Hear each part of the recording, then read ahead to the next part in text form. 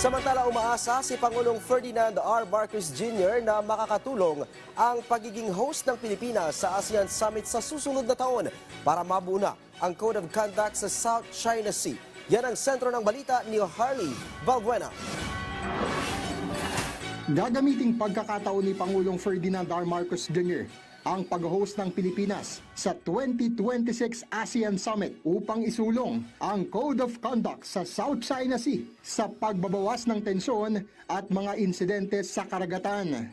Lahat ng nakapaligid sa South China Sea, lahat yan, sabi na, wala nang ganito, wala nang ganyan, wala nang banggaan, wala nang magtatayo ng bagong island. Sa BBM Podcast Episode 3 Part 4, nilinaw naman ng Pangulo na mananatiling kaibigan ng lahat ang Pilipinas, ngunit patuloy nitong ipagtatanggol ang soberanya ng bansa.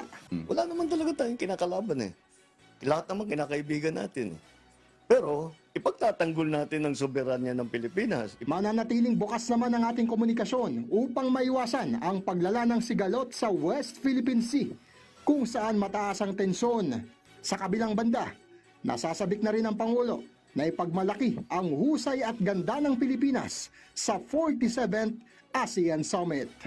Makikita nila ang sisipag ng Pilipino, ang babait ng Pilipino, ang ganda-ganda ng Pilipinas. I want them to see the Philippines as it is. I'm so proud of the Philippines. Harley Valbuena para sa Pambansang TV sa Bagong Pilipinas.